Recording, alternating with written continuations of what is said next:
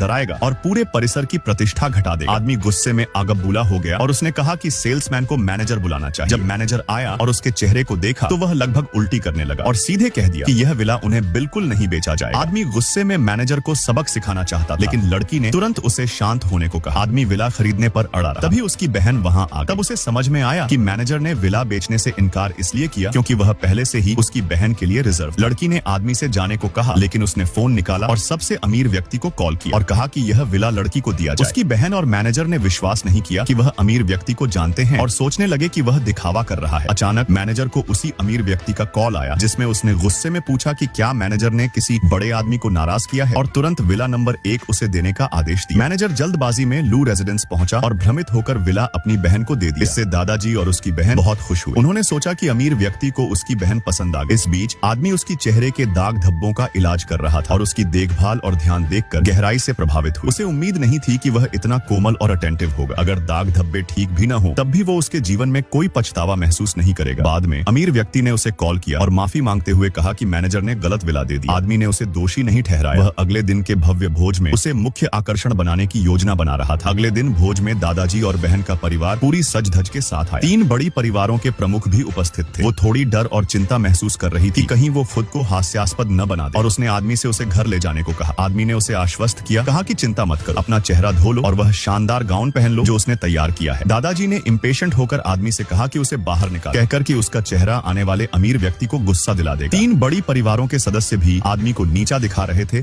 और चिल्ला रहे थे कि वे उसकी टांग तोड़ देंगे और उसे बाहर फेंक देंगे। सटीक समय पर अमीर व्यक्ति आया। अपनी अथॉरिटेटिव नजरों से उसने पूरे कमरे को देखा और घोषणा की कि उसे सी हाई ग्रुप का नया CEO नियुक्त किया जाए, और उसने 3 बड़ी परिवारों के साथ सहयोग समाप्त कर दिया। इस घोषणा को सुनकर भोज में हर कोई स्तब्ध रह गया। वे समझ नहीं पा रहे थे कि अमीर व्यक्ति क्यों इस बदसूरत और दाग धब्बों वाली लड़की को CEO बना रहा है। अमीर व्यक्ति ने कोई स्पष्टीकरण नहीं दिया और उसे आगे बुलाया। उस समय आदमी ने उसे कहा कि अपना घूंघट उठाओ ताकि सभी उसे देख सकें।